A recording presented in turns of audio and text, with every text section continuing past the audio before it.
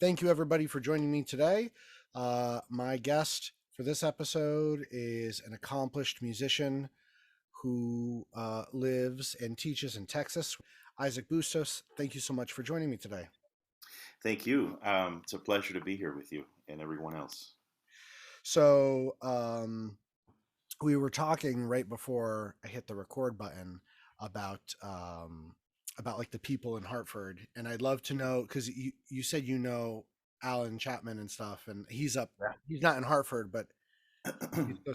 why don't you just talk real quick because I want to hear that story about how did you touch? Well, I actually didn't meet Alan right away. I first got one of his guitars from, I now know our mutual late friend, Frank Wallace. Right. And so the story is really more about Frank because I had a guitar so I lived in New Hampshire for a few years, and that's how I met Frank. And I had a guitar that literally just kind of like the bridge just exploded out of it, like just popped. And it was right before a concert, so I went and I played that concert, but I was in need of an instrument at that point.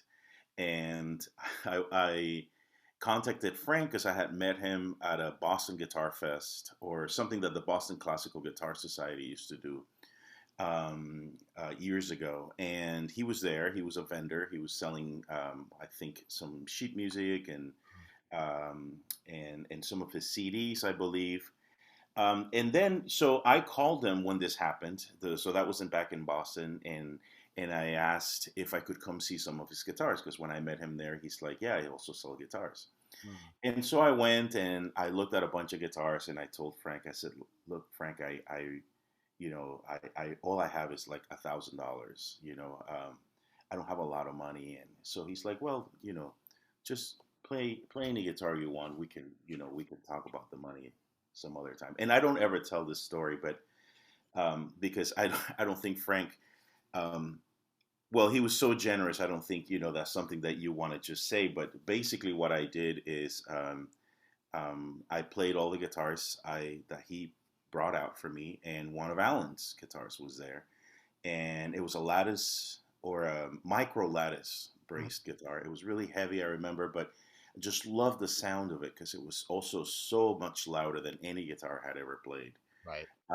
And so I picked it up and I said, "Well, this is the one." And he goes, "Well, good choice." He says, "Alan's a good friend of mine."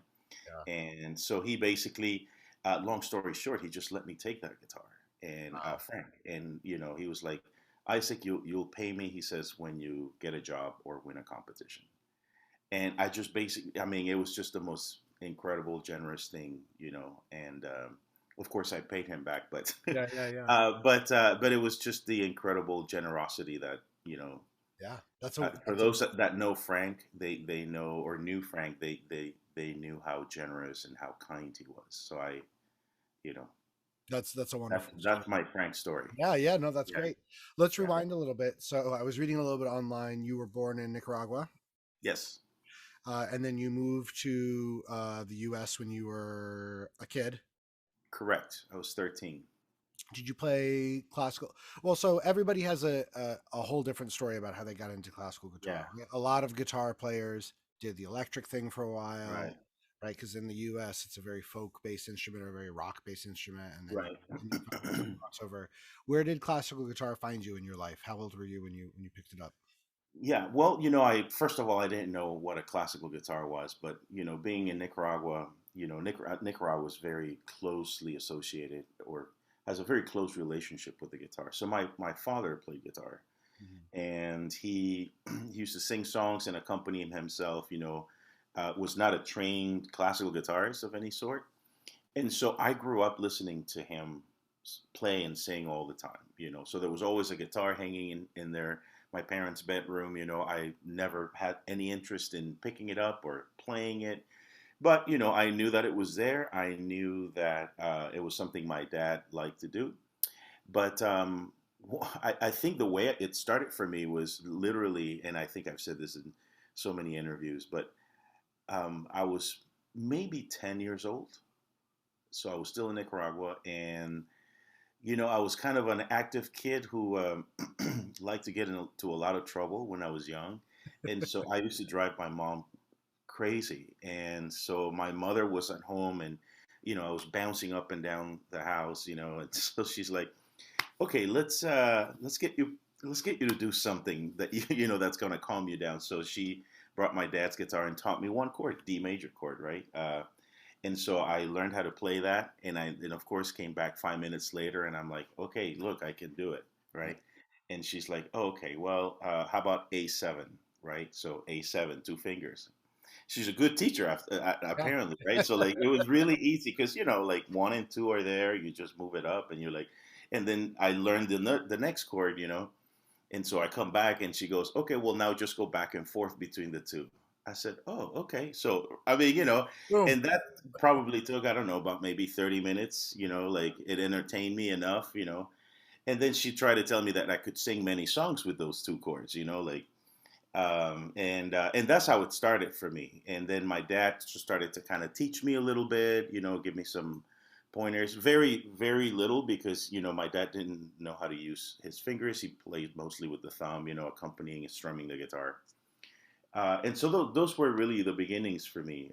Just getting, just kind of falling in love with the instrument. I didn't know I was falling in love with it. I just liked playing it. And so from that moment on, I think I played guitar literally all the time, every day, you know, Was till there now. a moment? Was there a moment for you? Because I mean, that's.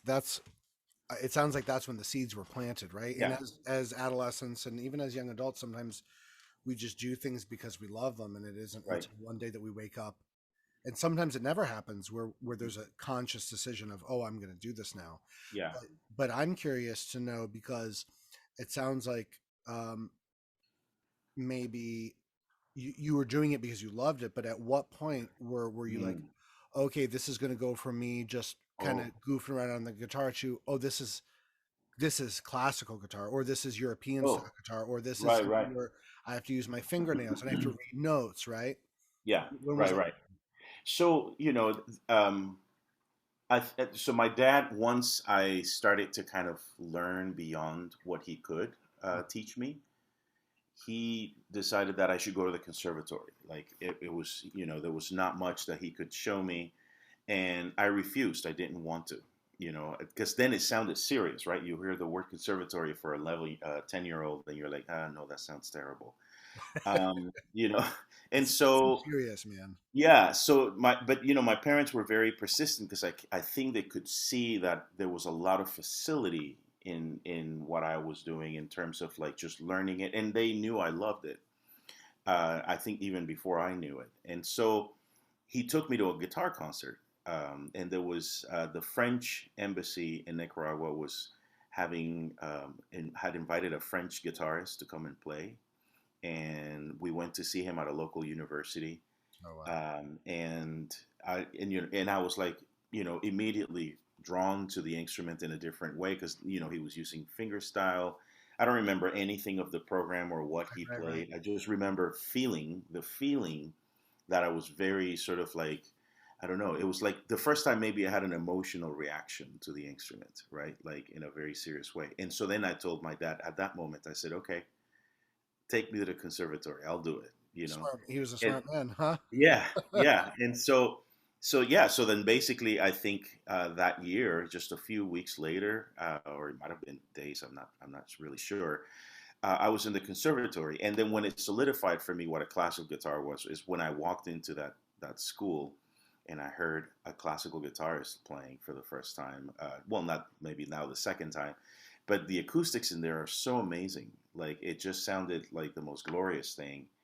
And then that feeling, once again, that feeling that you get when you hear a great piece now as an adult, but I just remember having that feeling of like just like this deep sort of emotional connection to that sound, right? It's the Right, sound that always drew me to the guitar. I don't know what he was playing either. I right, can't right. really tell you, but I just remember that I was immediately drawn, and I picked that guy who was playing, who just happened to be one of the teachers there, and I picked him. It's hard to you kind of have to have that kind of emotional connection, especially at that young age, right? Because it can be something you do, right? There's tons of things that I do, and I'm sure you do that we enjoy, Yeah. but unless you are moved by that, Right. if and consistently throughout your adolescence and adulthood, Yeah. then you can't stick with it, because something like music or something like maybe martial arts or something like, Hmm. you know, maybe teaching in certain schools, like Yeah. unless you love it, you run out of fuel, you know. Right. Right. So Right. you came to the U.S., and then how did you make your way to studying it at the college level as a young man? Yeah.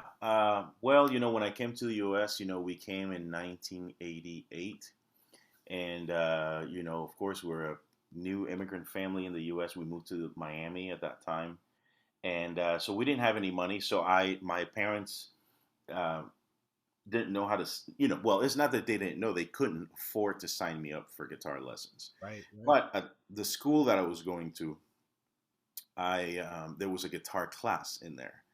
And so I signed up for that guitar class. I show up. Of course, by this time I've been playing guitar for maybe 2.5 years. And so I'm sitting there, and I'm, of course, I'm noodling on the guitar, and I'm playing some of the things that I already knew how to play. And so the teacher, of course, immediately caught on to it. And it was a very basic class. They would play chords, sing some songs, nothing serious. And the teacher was at that time, um, was also not a guitarist. I think she was like a music ed right, vocal right. choir teacher that had just inherited this guitar program. So she immediately saw that I knew some stuff and that was also beyond her level of ability. And so she recommended me to go and see, and I told her I couldn't afford lessons. So she knew my situation, and she says, "Well, I'm going to put you in touch with this person. His name is Dr. Rene Gonzalez, and Dr. Gonzalez was the professor of guitar at the University of Miami." Mhm. And so I went home. I remember to my parents, and I'm like, "Oh my God, like I think I'm gonna have guitar." And my mom's like, "But we can't pay for it." Right, right. And I said, "Well, my teacher said that if I'm really good, and he thinks I'm really good, then he'll give me free lessons." And so, yeah. And so I had so I went to play for him, of course. Yeah, And, yeah. long story short, I had free lessons from ninth grade all the way through high school. Wow. And then I got into the university. That's a pretty serious name. I know. For in that old school. I mean, who did he study with? So he studied with Juan Mercadal, who Okay. was the famous late Cuban virtuoso, and he started the guitar program at the University of Miami. Right. So it's not like you were taking lessons out of a shack. I mean, you had Right. legitimate education. Oh, that's wonderful. Correct. Yeah. And so, yeah, and free lessons, till I graduated high school. And yeah, and then I went, of course, to University of Miami for a few years, and that's how I got started into, my sort of my formal education. Right. But at that point, you had been playing the guitar for the better part of 10 years, and that is, right by the because if you start at 18 and Yes, correct. Because I was 18, yeah, almost 10 years. yeah. Yeah. And that's great, because a lot of people don't even if you hadn't developed, you know or refined a lot of the concepts or techniques, Hmm. they were still in your orbit. Hmm. Right. And like a lot of, like myself, I didn't pick up the classical guitar until I was 21, when I Oh, was wow. Wow. forced to study. But I did a lot of guitar before that. Sure. But I until I was forced to, when I went into music education, they said, well, you have to have classical training in an instrument. I said, okay, Hmm. fine, I'll do the guitar. Hmm. But at that point, right, I was like, okay, well, I have to do it. And then I fell in love with it going forward. Right. But at that point, you had kind of had a whole, like, half of your life already playing Yeah. this instrument, and that's so Sure. wonderful. That's Yeah. Yeah. wonderful. So you went to University of Miami, but then you finished in New Hampshire. I did, because I took a little break, um, and I was out of school for, I think, 5 years or 4 years. Okay. And I think one of the morals of my story is that I have met a lot of really generous people in my life Mm. that have helped me a tremendous deal. And so when I went back to school in New Hampshire, I I had been, I mean, I had played and I was playing for all those years. I was Right, just right. not doing it sort of like in a school setting, academically, I guess, or formally.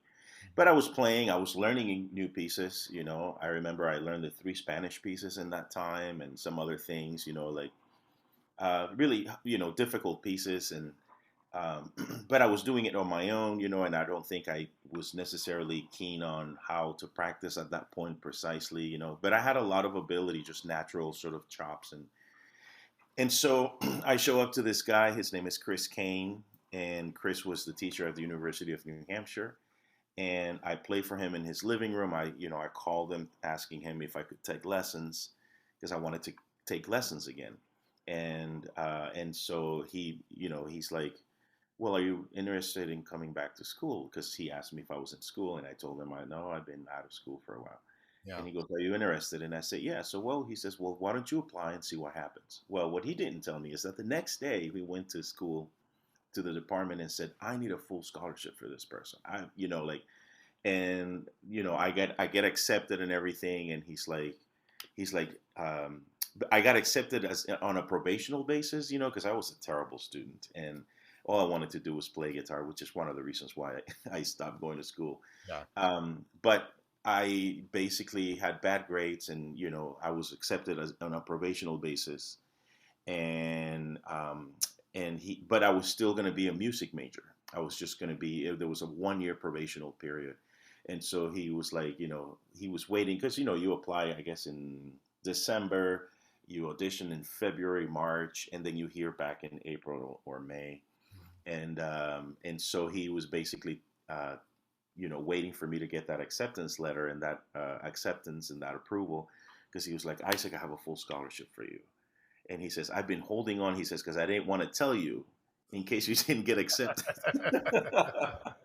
And I was like, oh my God. So, because the whole time I was like, yeah, okay, I'm going back to school. And then, you start scratching your head like, well, how am I going to pay for school? My parents don't pay Right. for school anymore, like, and so, yeah, so I was, also, again, very lucky, this generous person Right. who just really went out on a limb for me. And yeah, and then I finished there, and I was a little bit older, a little wiser, Right. and more mature. Basically, I graduated high school when I was 16, and I always attribute the fact that I didn't do well the first few years because I don't think I was mature enough to Yeah. It's not for you know it's not for everybody. Yeah, and I was also in this country for a very short period of time.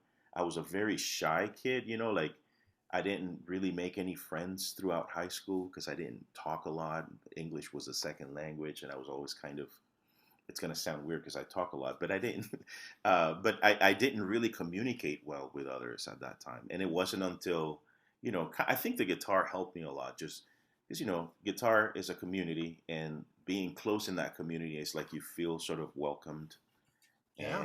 and that really helped me to kind of get out of my own, you know, sort of shy and sort of that shell, Right. and and so I attribute my failures in my early part of, like, even though I had this incredible opportunity, to the fact that I was just too young to really appreciate it. So when I went back to school, um, and I was in my, I guess, my mid 20s at this point, Mhm. it was a sort of a renewed interest and a deeper appreciation also for the fact that I had been given the opportunity once again to do it, to finish it. And so, yeah, so I finished there.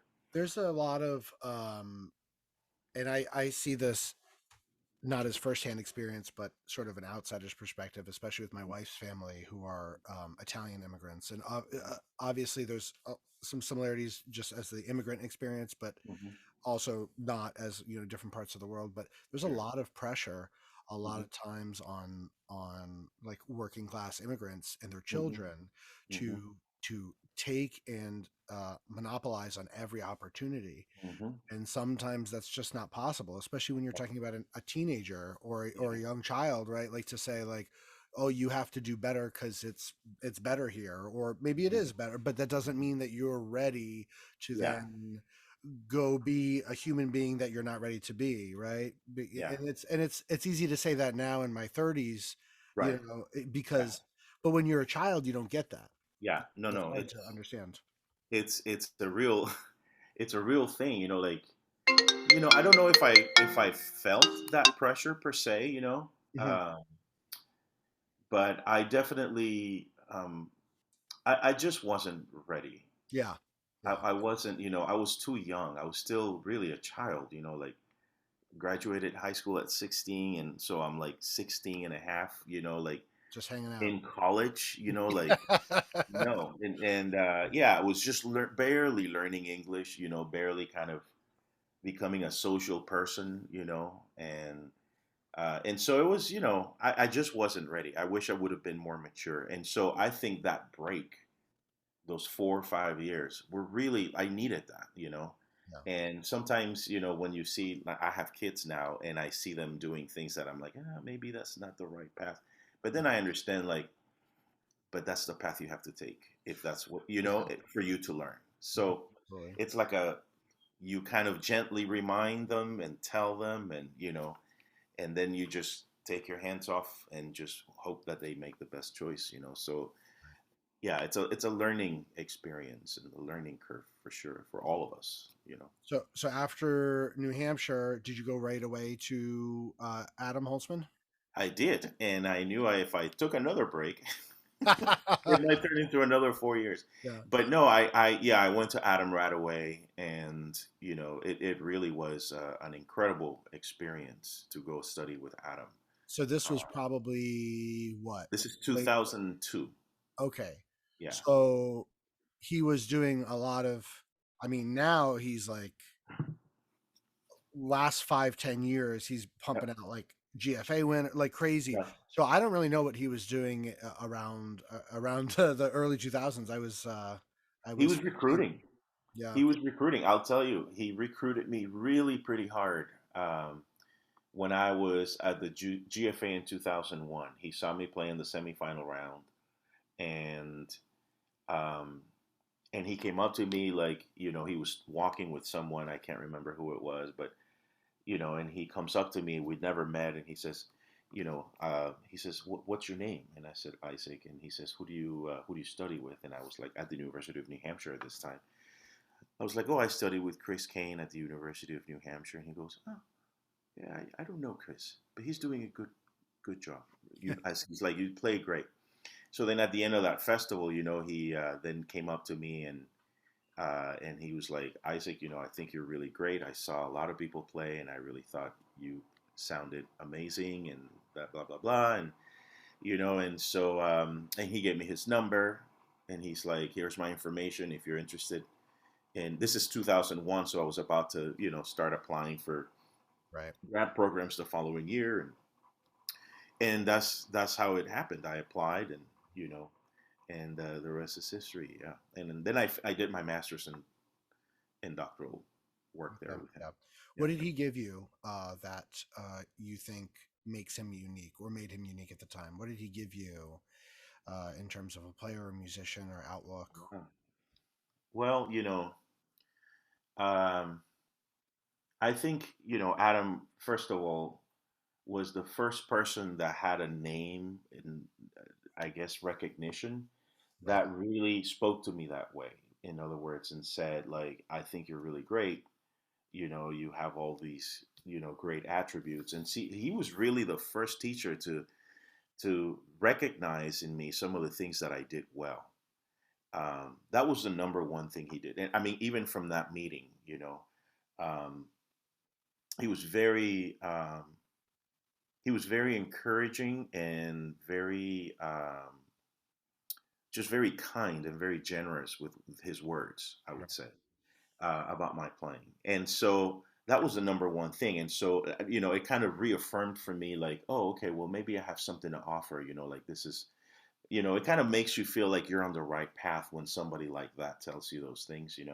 Right. But then when I came to study with him, not only did he sort of help me focus on the things that I did well, and help me, sort of like recognize those things and use them as he would say, as weapons of war, if you will, right? Like if you're going to, that's a very Adam thing, like, like you're going to go into battle, like you're going to competitions, pick things, pick pieces that are going to showcase the things that you do the best. Right. So that was really good. And then, but he also really honed in on one of the big weaknesses at that time, which was the way I was learning music. I learned in music and consume music very quickly. Like I would learn, in a week I could learn an entire sonata, for example. But I Jesus. didn't remember it Right. very well in performance. So of course, when you're at home and you're learning, like you just kind of okay, I figure out how to play this, move on, figure out. There was no real sort of structural sort of practice routine for Right. Sure. for me, and so I was just relying on my hands, to do all the work. Not and that was the first thing also he told me, or one of the many things he told me during that meeting when he met me, which was, he says, you play very well. He says, but your head, it's all screwed up, like, and so we worked on a learning, um, I guess, learning techniques. So Right. I remember, after my first fall semester there, I went to the GFA. It was the only time I didn't pass the first round. And when I came back and he goes, how'd it go? I said, well, I didn't pass. And he goes, okay, good. Well, I knew you weren't going to pass. Now we need to do this. And so he Right. was kind of, he kind of let me do the fall semester, do the things I was already doing. And then we started just revamping the way I was learning music. So instead of coming to play for him, I would come in solfege pieces for him every week. Isn't that so humbling Yeah. when you feel so comfortable with your hands and your instrument, and then you have to sing or count or do Yeah. something, and you think, what is the purpose of this? Right. And then you can't do it, I or know. or it's hard. It's so much harder, you I know. know. I know. Yeah. Well, because, yeah, then you realize that you're not using your brain in the right way, Right. like you're relying on your fingers to do all the work. Right. And so that was really eye opening for me. And, it led to all my successes in competitions to do that work because I was now making those connections. That didn't mean I still got nervous. I still, went through all the pains and everything of having to learn pieces and everything. But there was a new sense of, I guess maybe you could call it confidence, Hmm. of security, a new sense of security showing up on stage and knowing that I knew what I was playing. So if I I made a think. mistake, it wouldn't rattle me the same way that Right. it did before. Like it was just different. Yeah, It I was, mean, you use more of your body to yeah, absorb the piece and to learn the piece. Yeah, absolutely. yeah. And so then shortly after, was it '08 that you started teaching at San Antonio? No, so I taught in 2005. I got a job at Texas A&M. Oh, okay, that's right. Yeah, and I was there until 2019. Okay. And in 2019 is when I started teaching at UTSA, at UT San Antonio. And what I mean, this is a million different ways to answer this question. Could you talk about just your experience with teaching and how that has changed your what am I trying to say? How it makes you more aware of your own playing and understanding, right? Like how does that work for you? What are some of the Yeah. things that stand out to you? Well, I can't count in my fingers how many times, because I would run out, I tell students not to do things that I do all the time. you know, um, and but it helps. It humbles you in many ways. Because yeah, you realize that we're all going to be students basically for the rest of our lives with this instrument. Like we're going to continue to learn and absorb things, and our students are kind of like they're like a mirror for us sometimes. So I would say that it has, and this has happened for not just now at UTSA, but since I've started teaching, which is what your question is alluding to, is just learning how to teach too, and just teaching people how to learn Yeah. is a really, it's a long process, and so I would say that in my first few years, because so many things came easy to me when I was a young person, I didn't realize, and I didn't really have a process that somebody taught me how to do, like it was very difficult for me to sort of eloquently express that to a student, you know. um, and um, and so that was, I think that was a big learning curve. I learned that about myself through teaching, that I Oh needed yeah. more work, you know. Yeah, um, the things that I could do well, I couldn't teach those things well Correct. because I never had to work on them, right? So like singing solfege was just something that I was naturally good at. I didn't always do Yeah. it, but I was naturally good at it. So being able to just teach a student where a third was, or like I don't know, because I never had to work at it. Right. Whereas like scales, I'm Yeah. not, I have to bust my ass at scales, Right. so I'm good at teaching scales. Yeah. Yeah. Yeah. Yeah. Yeah. I think, and that's the thing with experienced teachers, which is that they've gone through these scenarios that we're talking about for longer than we have, like, Right, right, and so, so I think at this point, I feel like I don't think I'm like the best teacher, but I do feel like all of those things that in the beginning were really tough for me to communicate, that I right, have gotten much better at it, because the students are struggling with those things, scales, arpeggios, right, slurs, right. shifting.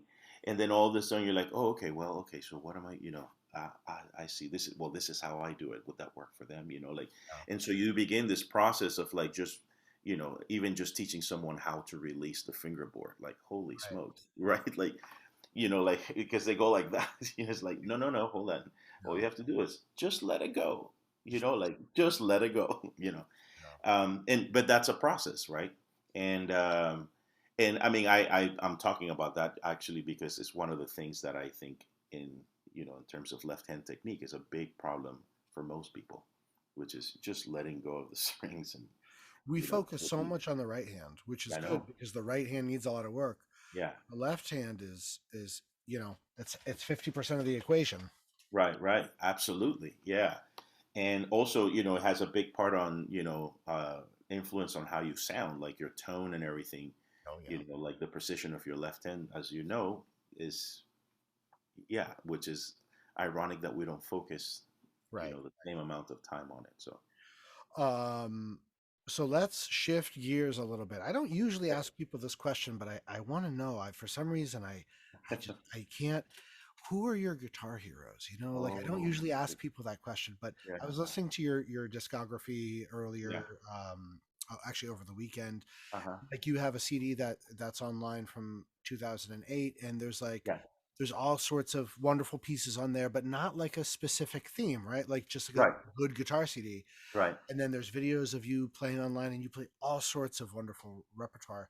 But I want to know, player wise, who do you really admire? Like, is it the old school guys? Is it some of the guys that are around today? Who really Mm. inspires you, or inspired you as a guitar player? Well, it's funny. I when I was younger, I think that my guitar god was for sure Pepper Romero. Oh, I loved his sound. I loved his speed. I you know I was just talking to a colleague about this earlier, earlier last week, about how, like, listening to, for example, his recording of the scale in the Fantasia para un Gentilhombre. okay. I remember listening to that, in the Canarios, the last scale. I remember listening to that and going like, "Oh my god!" Rewind it, like, Yeah. "Oh my god!" Like, and looking at the score, and like he's like every note is like, Yeah. and flute, like a flute, like, and it was like, "Oh my god!" It just blew my mind. And so that was, from a technical standpoint, I think Ham. I mean, another great person that that is not necessarily from the old school, old school, but Scott Tennant, of course, who studied with Pepe. I loved his playing. Yeah. David Russell, of course, lyricism and beauty of sound, and Barrueco, but as I've gotten older, I've gone back a little bit deeper. And of course, I'm going to say that Julian Bream is Incredible. my ultimate favorite guitarist. Although, when I was in my Pepper Romero stage, that like perfection, and Sure, sure. I hated Julian Bream. No, I didn't hate him. It was not my favorite thing to listen to. Because it's same thing. Do I dare say Elliot Fisk? where some of the stuff is so different than how we are taught that we're supposed to Right. consume it. Yeah. And you hear it and you think, well, he's not doing it right. Right. Yeah. Yeah. That's not what the point is. No, no, no. It's just, it's funny because I've seen also other, other interviews where people talk about the Bream style, and that basically his style was a very personal style, in the same way that Segovia was also a very personal style. That's Sure. another name that I haven't mentioned, but I used to have no appreciation for Segovia, and now I go back and I listen to the things that he did, and of course that weren't things that I would necessarily do, but just the artistic statements that he used to make Yeah. are unparalleled in many ways, and Yeah. Also, uh, it was like 100 years ago. well, yeah, I, and I guess that's a better correction to say at that moment in time Yeah. they were unparalleled, like Right. in terms of you know his sense of rubato, his sense of vibrato, his Yeah. He was sound, his coming out. He tone was coming color, out of the 19th century, yeah, I mean big 20th century. big My bad. statements, and so I have a deep appreciation for Segovia and his playing. Yeah. But I would still say, I mean, I haven't mentioned John Williams, as you can tell, um, but John Williams was also a big influence. It's my first CD when I came to the U.S. Yeah. was John Williams playing guitar. What was it? Guitar. It was guitar music for like guitar dinner music. It was just such a. It was like a collection He of has like things. 500 albums. Yeah, He's yeah. got so many albums. And I was like, oh, okay, well, yeah, sure. I have dinner. I like guitar. Let me buy this CD. The thing about Pepe that you were saying, Yeah, I haven't had a chance to talk with him. I would love to talk with him someday. When watching him play like the scales from the yeah, first movement of the Aranjuez or yeah, just something like that, like back in his like he's no slouch. If you Google him now, all you see him play is Recuerdos, and it's like okay, yeah, what yeah. Right. right? He's good at it, but like he cuts so few notes out of that first movement. I Where know. like you have to cut notes. I can't play all the notes. I Yeah, don't know if you right. can. Like there's parts like John Williams cuts notes. Everybody cuts notes from that first Yeah, movement. yeah. This dude like Absolutely. plays the downbeats of everything. He's Right, right. no No, joke. no, it's a remarkable thing, and just the rhythmic perfection also was a very attractive thing for me. Yeah. Um, like just this sort of like very metronomical kind of, but with direction of playing scales. Like it was never just like taka, taka, taka, taka, it's like taka, taka, taka, taka, taka, like with the crescendo, I mean, it's just unbelievable playing.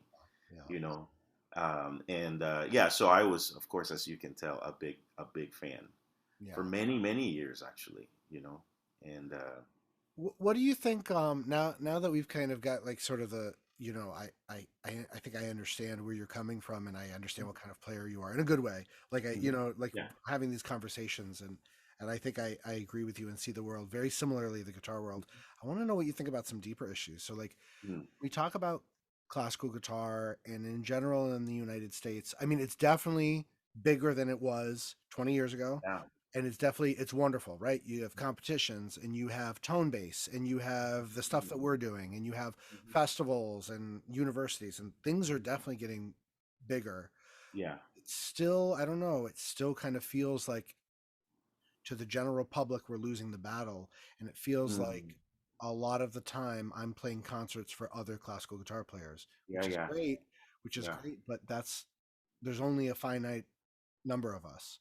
yeah, So yeah. how do you negotiate that world maybe where you are either in your career or geographically like how do you see Mhm, yourself as a musician that caters and plays for other musicians but then also is an artist that has to mhm.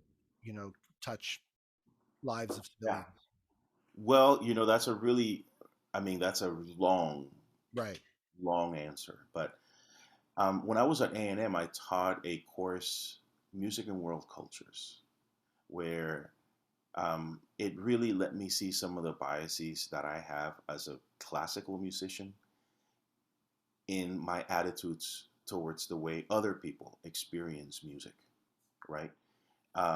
And it also taught me that people, when they first encounter a musical performance, experience it in very much the same way that when they first encounter a person, like they Mm. may see the way you dress, for example, and they immediately, they categorize you as a certain kind of person. The same thing happens with sounds, like when you hear certain sounds, you immediately assume like, oh, this is something else, like, and so that was number one, just to getting to see that I experience music, you know, and it's not the same way other people experience music, of course, not just because I'm a musician, but because of all the things that are involved in my life. Like the way you're shaping this interview, for example, is you find out what kind of person the person is.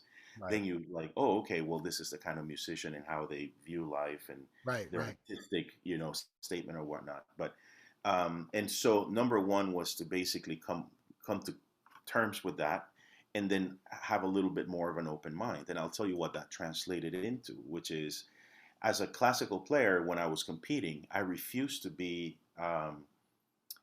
play a lot of Latin American music because I was a Latin player. Hmm. I did not want to be categorized in that way. I wanted to be a musician, right? Right. A serious player.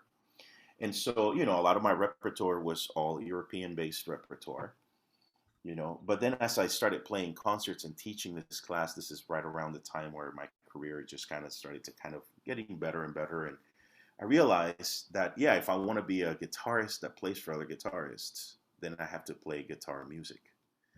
But if I wanted to play more concerts and diversify, like be more diverse, is to include music that people might not see as, as pure classical music. And so I think back at, like, I don't know if you'll remember this, but remember how in the 90s people would say, oh, the LAGQ, they're playing Right. world music, right? Right. But they were onto something with that. It wasn't just a purely commercial thing. They were trying to connect other people and bring other audiences to the guitar through that repertoire.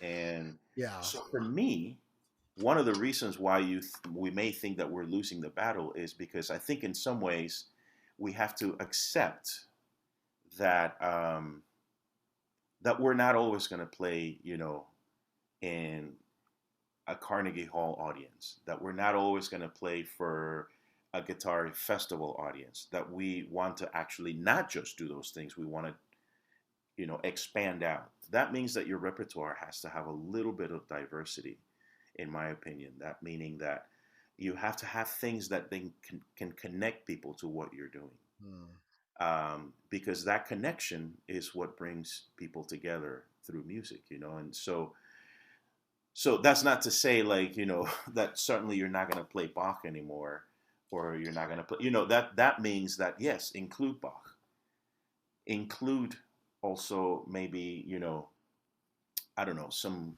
Afro-Cuban repertoire, Right. Right. that can connect to a lot of other people. Maybe some jazz-based or blues-influenced music. It doesn't have to be the thing, because if you're a classical guitarist, you're probably not a great blues musician, but Right. you can play something that's blues influenced and give a, Yeah. Sure. something that people can connect to. So I think basically community outreach and connection to other kinds of people, so that we don't become so insular, is one of the ways that we can help to bring people to the instrument.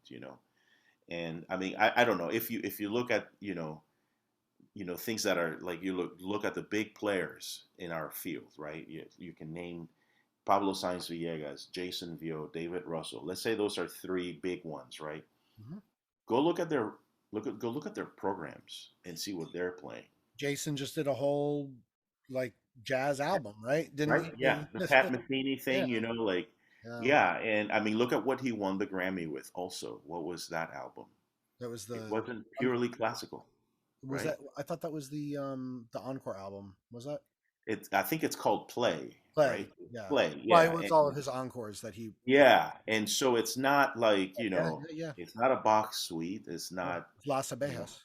yeah, exactly. I mean, it's things that are, they're diverse, like, and so I think there's something to that. I think there's I think competitions and and the programs that we program for those competitions are important for our training, Yeah. and I actually think they're tremendously important, um, but it sometimes isolates us from what people really like. So I remember, the time where I was saying I don't want to be categorized as the Latino guy who plays Latino music, like, Right. but I was like, but that's actually a connection to other people that may not come to the guitar unless I'm doing that, like, Right. and so I include more, you know, Latin American repertoire in my concerts now more than ever. I just, it was just not a big deal, but because that's always in my mind, like I started including, for example, Yesterday by the Beatles, the Right. Takemitsu arrangement, Yeah. Yeah. and things of that sort. Because I want to make sure that I can give the audience who is coming to the concert something to listen to that's going to be like, okay, well, yes, I'm going to play some, I don't know, some Rodrigo, some Bach, whatever. And then here we go. Here's the Beatles for you. It's like a little treat in the middle of the concert. And And I, the guitar is such a good instrument for that yeah, because the guitar is so American and so contemporary, and the fact that you have, I mean, you that what you just talked about, there's so much to go from, and that we could talk for hours about that. yeah, Just like the idea of, I mean, it really boils. There's really one prevailing question out of that, and that is, what is classical guitar?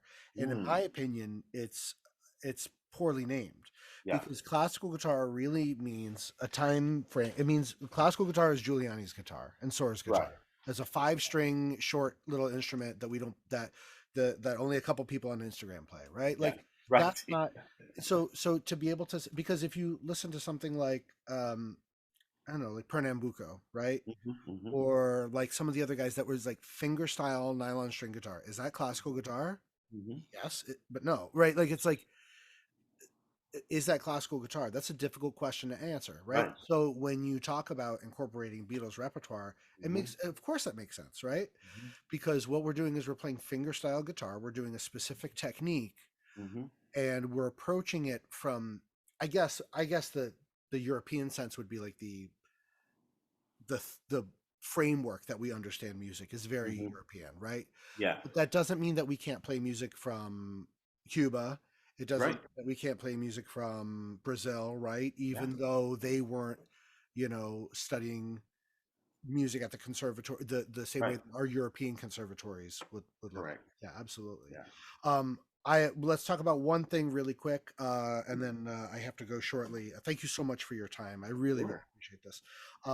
I'd love to talk about your history with competitions, because I know I couldn't find which ones that you won, but I wrote down the number 7. You won 7. Big, I won 7, yeah, yeah. Talk yeah. about I your lost 45, but I won 7. No, I'm just. talk about what that means to you. If they're important, if they're not important, what do you think? Yeah, well, I do think they're important.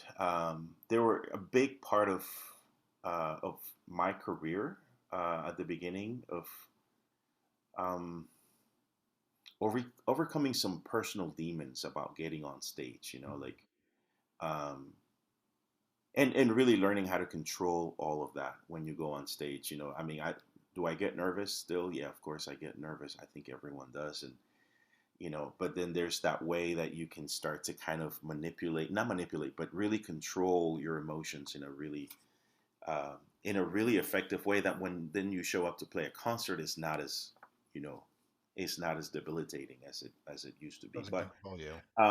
I'll tell you, my first competition was the GFA of 2000, coincidentally in this very town in San Antonio, Texas. And I remember my teacher, Chris Kane, that we talked about earlier, said, "You should go." I said, "You really should go." And I said, "Okay." So I went, no expectations whatsoever, and I passed the first round. And that really crushed me, because I was like, "Oh my God, not that means I have to play again." Damn And man, I mean, for this is really cool, because for people that have never done it and they feel like this tension, then so you pass the first round, and then you play once they announce, I think you play the following day, or at least I think I did. it. After I heard the announcement, I went back to my hotel room, and I woke up with this like incredible tension headache. like that stem from my neck Yeah. to my skull, and I just couldn't shake it. I went and I had breakfast thinking like, well, maybe I'm just like hungry and dehydrated. I'm not sure what's going on, but I was just terrified. Okay, let's just put it that way.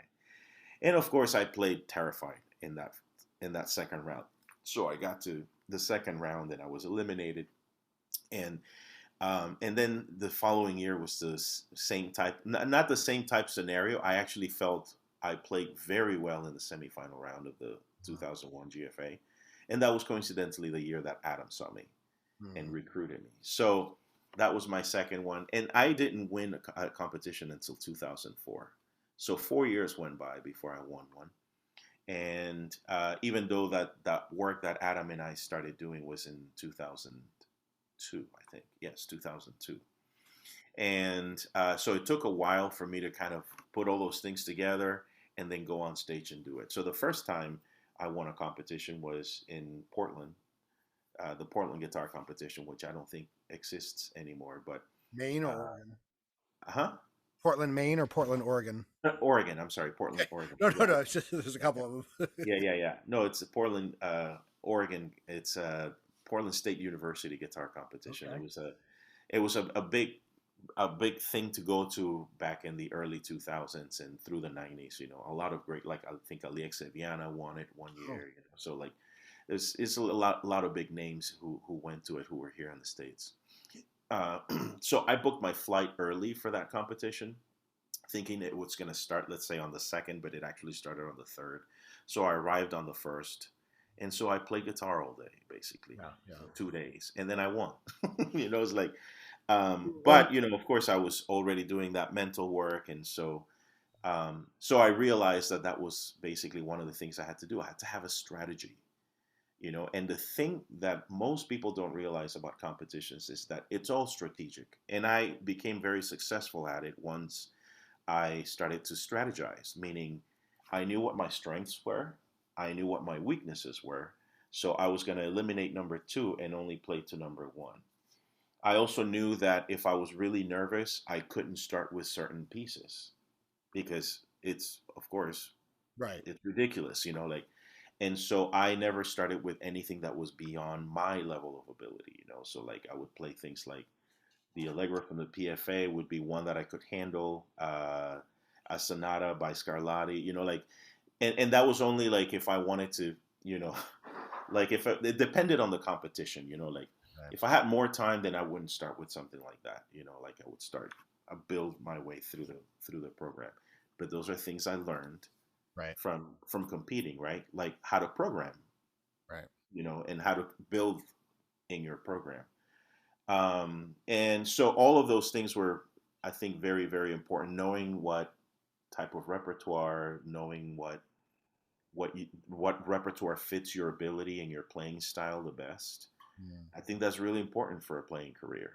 You know, like Yeah, I never had any interest in competitions, and I've never played one, but yeah, I've also learned the hard way. I don't want to open a program with Bach.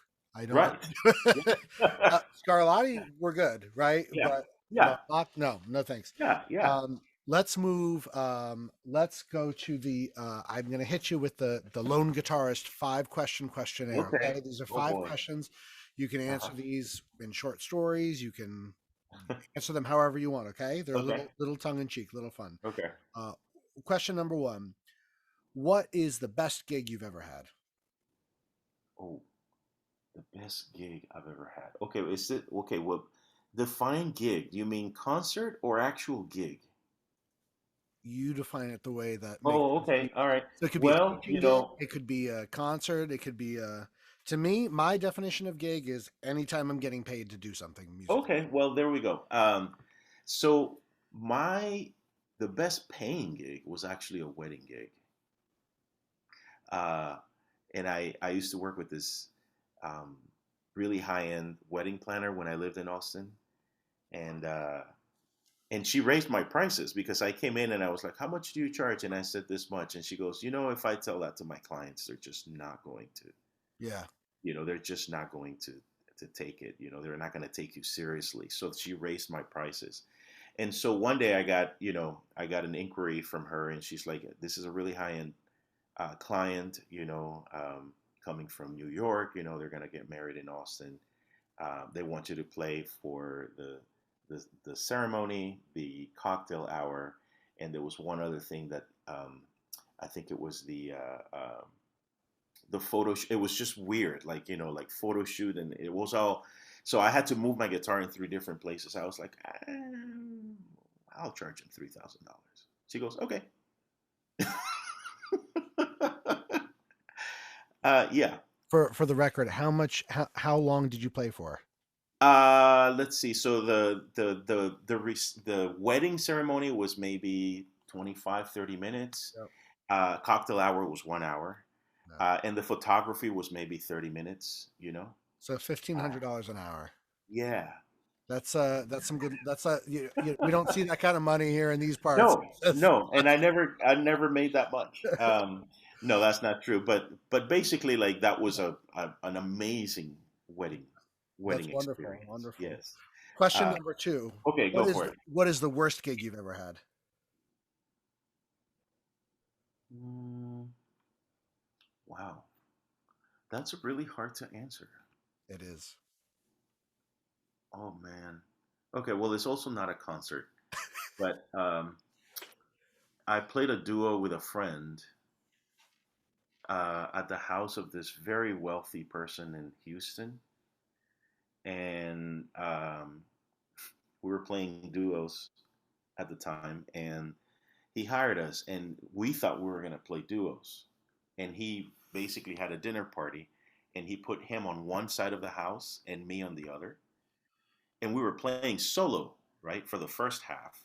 Okay. And then we decided we're gonna, he's like, okay, you have your 15-minute break. So we go. He had us put this our cases in the like a laundry room type scenario, but he also had his dogs in there. Oh my And gosh. so we go, we take our 15-minute breaks. We come back, and one of the dogs had vomited everywhere except our cases. But we couldn't get to them Oh, because I mean it was like a dog was violently ill, oh my obviously. God. Yeah. And it was horrible. It was like a pool of vomit. I mean, this sounds horrible. But you Rest, said, what is the rest in worst gig? peace. This is the Rest in worst peace, gig. that dog. And so, but the guy was also kind of like one of those people who has a lot of friends that don't really like him, and they come to his dinner parties. And so it was really awkward because every time he would leave the table, you'd hear his friends go like, "Oh my God, this guy is such a," and he's sitting there playing Bach, like, okay, you know. So That's hilarious. it was very awkward and strange. Oh my gosh. Yeah, That's awesome. yeah. Question number three is what is the best advice you've received and who was the person that gave it to you? It could be music related or not. Anything that you Oh, just think about from day to day, something that means the something to you. best advice I ever received. Hmm. Wow, that's a tough question. Um, Maybe I something don't. that's just important to you that you think about that you got from someone. Yeah, I would say that the best advice, and just because you're putting me on the spot, but the thing that comes to mind is my dad basically telling me, "Be kind." That's it. Yeah. Be kind. It's so So simple, but so easy to let yeah, slide. yeah, and he emphasized this all the time, so it's not like a one-time thing. But yeah, Question number four: what yeah. never fails to inspire you? Mm, so many things, man. Um, yeah, I would say my wife is one of those people, Oh, and my parents also. Um, and I mean, I think just the way that because as I get older and like guitar is something I do and I love, of course, but like just being a good person is really inspires me about yeah, people. yeah, Like the kindness and just demonstrating some sort of like humanity, not some sort like, but just yeah. being human is. as I get older, which is, we were talking about connection with You your found instrument. you've gravitated toward those people Yeah, that have really yeah, helped keep your fire going. yeah, yeah, absolutely. So, yeah, I mean, because I think all the things that have happened in my life and all the teachers I've had have been very generous, very kind human beings. Yeah. So, I would say that. Wonderful. And then the last question is, what is your favorite non-music thing to do? So you wake up today, I'm not going to touch the guitar today. I'm going to go do what? So, recently I've been walking, and that's a Shout new out to thing for me. walking. Yeah, A and classic. it sounds funny, No. but being outside and getting the sun, even though it's 104 degrees probably here right now, Jesus Christ. but I'm gonna go walk after we're finishing after we do this. But there's something about just walking outside, feeling the sun. Mm, I don't know. It makes me happy. It's the yeah. most bizarre thing. Now, I don't think about that as soon as I wake up, but that is part of my day now, and I love it.